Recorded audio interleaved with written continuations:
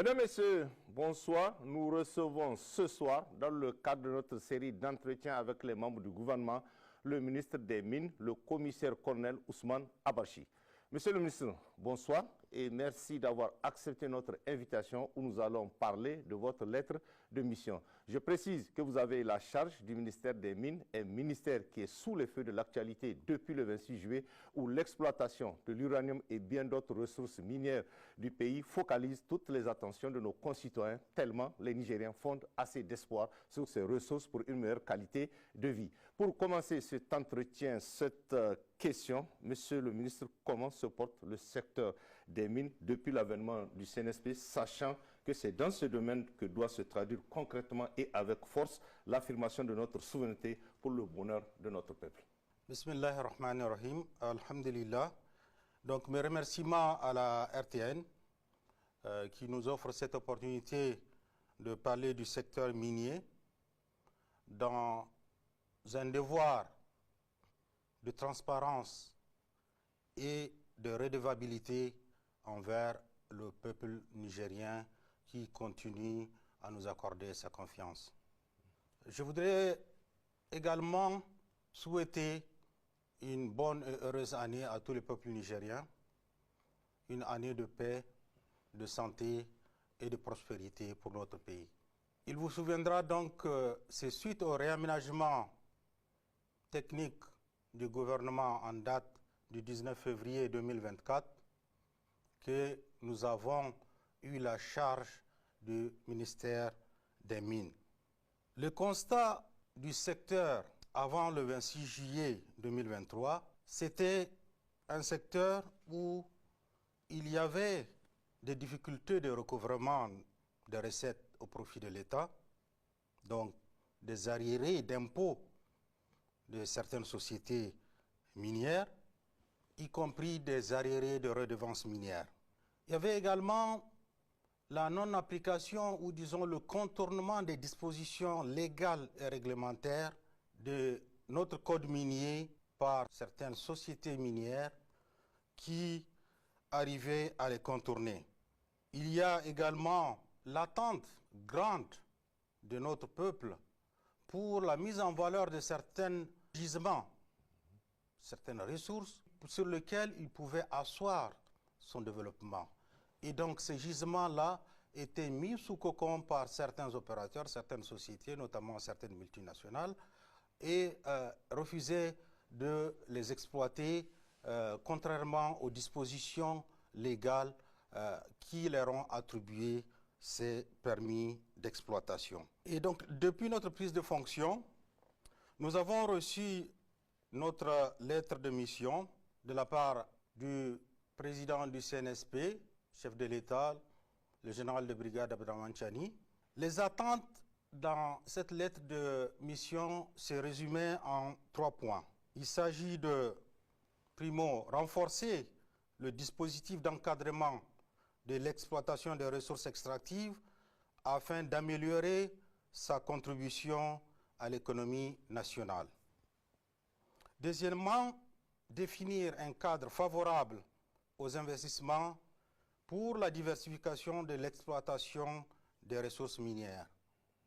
Troisièmement, mettre en place un cadre approprié de mesure des résultats et d'appréciation de la performance des actions du ministère des Mines.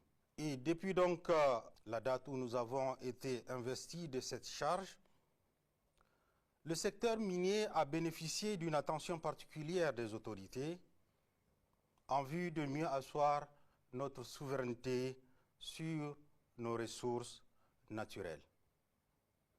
Le secteur donc se porte bien.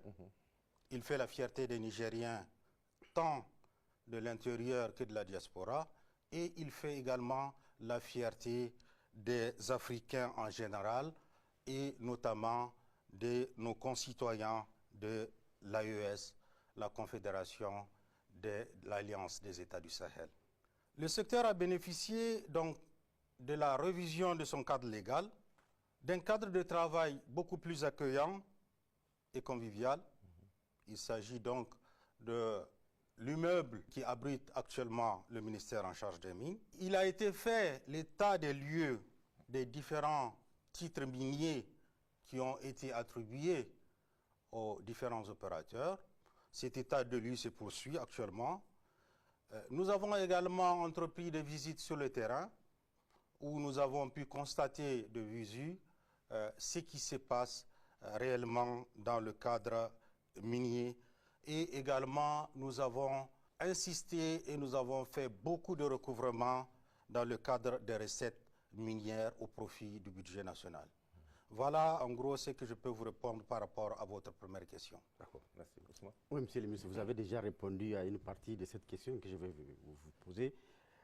Quelles sont les mesures prises pour renforcer les dispositifs d'encadrement des ressources extractives afin d'améliorer leur apport à l'économie nationale?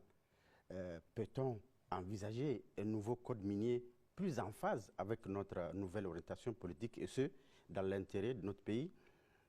Si oui, vous pouvez nous décliner ce qui pourrait être les grandes lignes ou les grandes orientations du nouveau code minier en chantier. L'analyse diagnostique du secteur minier a montré une faiblesse de la gouvernance du secteur. Le faible développement de notre potentiel minier, le faible développement de la chaîne de valeur et une diversification insuffisante des différentes substances exploitées dans notre pays. Il y a également une prise en charge insuffisante de la gestion durable de l'environnement minier. Voilà ce que le diagnostic du secteur minier nous montre. Donc, face à ce diagnostic, des mesures ont été mises en place. Il s'agit donc du renforcement du cadre légal. Il a été adopté l'ordonnance 2024-34 du 2 août 2024 relative au contenu local dans le secteur des mines et des hydrocarbures au Niger. Cette ordonnance concerne l'offre d'emploi aux nationaux. Elle concerne également la sous-traitance, la fourniture des biens et services par les entreprises nationales au profit des entreprises qui font l'exploitation minière et dans les hydrocarbures. Il y a également l'adoption de l'ordonnance numéro 2024-37 du 8 août 2024, modifiant et complétant la loi numéro 2022-033 du 5 juillet 2022 portant loi minière. Et dans le cadre de l'adoption de cette ordonnance, il s'agissait de limiter les exonérations fiscales qui sont attribuées aux entreprises qui font de la recherche minière. Donc ces exonérations ont été limitées aux phases de recherche et aux phases de construction des mines. Il y a également comme mesures qui ont été adoptées dans cette nouvelle ordonnance qui modifie la loi minière, la hausse de 10% à 15% de la participation gratuite de l'État aux sociétés minières qui sont créées après les recherches par des opérateurs étrangers. L'autre point également à mettre à l'actif de cette modification du code minier, c'est la promotion des entreprises locales par les autorisations semi-mécanisées. Ce qu'on appelle les autorisations semi-mécanisées, c'est des exploitations qui permettent aux opérateurs d'aller directement à la phase d'exploitation à petite échelle sans pouvoir passer par la phase de recherche, de détermination de gisements et de construction de mines, de petites ou de grandes mines. Et donc, ces exploitations semi-mécanisées ont été exclusivement réservées aux entreprises qui ont une participation à majorité détenue par des Nigériens. Il y a également des dispositions concernant l'environnement, la protection de l'environnement, ou des obligations strictes en matière de réhabilitation des sites miniers ont été introduites dans l'ordonnance modifiant le code minier. Et enfin, il y a des contributions financières, toujours dans le cadre de l'environnement, pour l'exploitation des nappes fossiles. Ici, il s'était agi de transposer les dispositions du Code de l'eau nigérien au niveau du Code minier pour faire en sorte que le principe du préleveur-payeur et du pollueur-payeur de nos ressources fossiles en eau soit transposé sur le Code minier et donc l'appliquer aux opérateurs dans le